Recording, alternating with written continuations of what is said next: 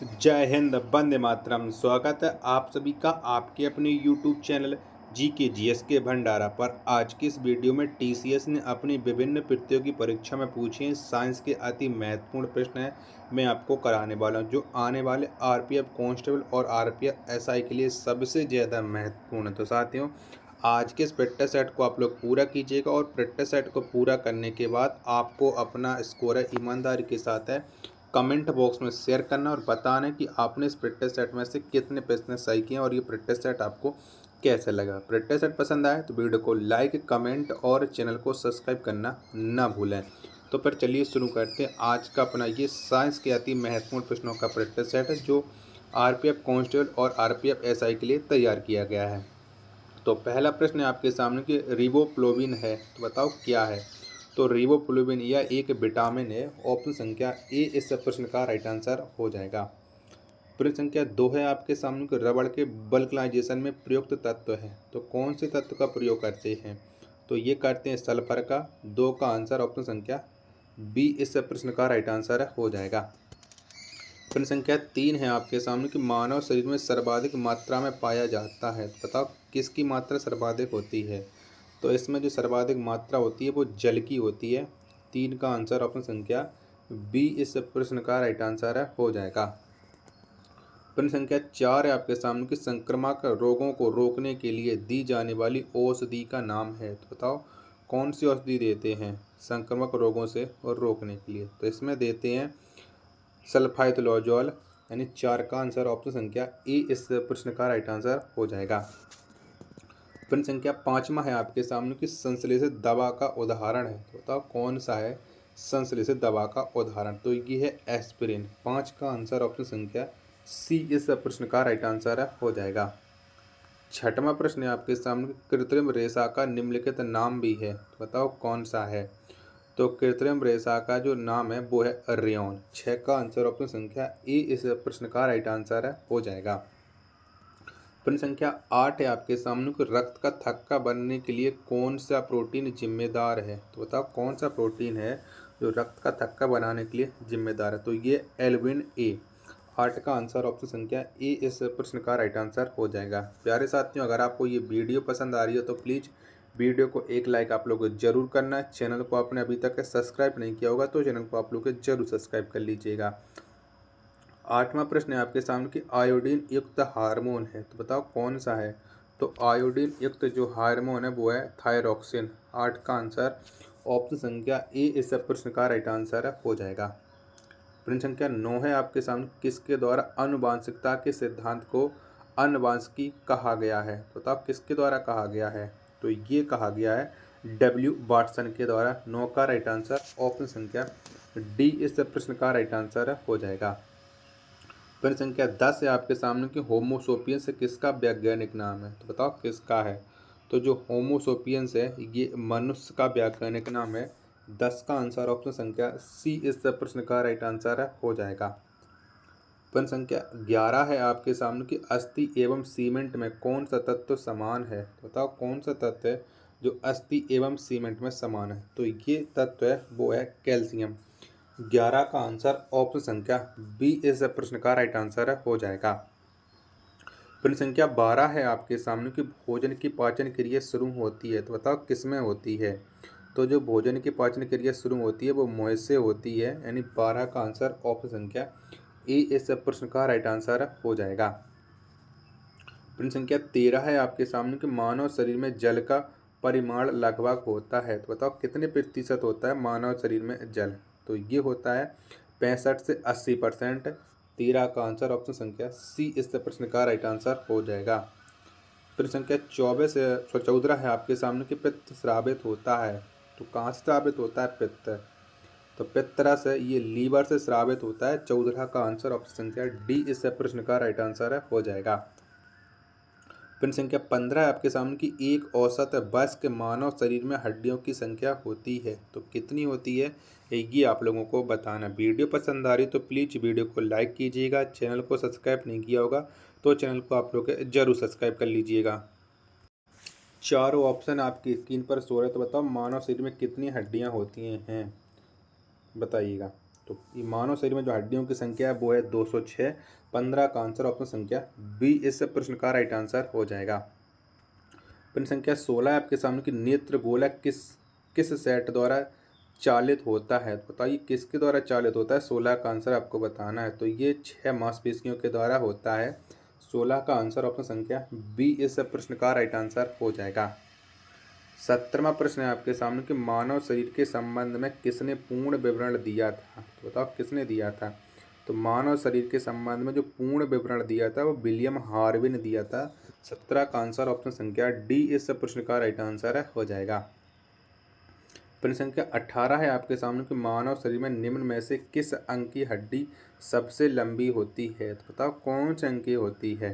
तो मानव शरीर में जो सबसे लंबी हड्डी होती है वो होती है उरु यानी जांग की। 18 का आंसर ऑप्शन संख्या बी इस प्रश्न का राइट आंसर हो जाएगा। प्रश्न संख्या 19 है आपके सामने की न्यूरॉन इकाई है। तो बताओ न्यूरॉन कौन से ऊतक की इकाई है ये आपको बताना है। तो ये तंत्र का ऊतक की इकाई है न्यूरॉन। 19 का आंसर ऑप्शन संख्या डी इस प्रश्न का राइट आंसर हो जाएगा। अगला प्रश्न प्रश्न संख्या 20 है आपके सामने कि किसी मानव आंख के रेटिना पर बना प्रतिबिंब होता है। तो बताइए कैसा होता है। तो किसी मानव रेटिना पर बना जो प्रतिबिंब होता है वो होता है वास्तविक एवं उल्टा। 20 का आंसर बताने वाले हो जाएंगे ऑप्शन संख्या बी वाले एकदम करेक्ट आंसर। प्रश्न संख्या 21 है आपके सामने कि 4 रक्त समुदाय ए बी बी तथा ओ में कौन सा रक्त समुदाय दाता वैश्विक कहलाता है। तो बताओ कौन सा कहलाता है। तो ये दाता वैश्विक कहलाता है ओ।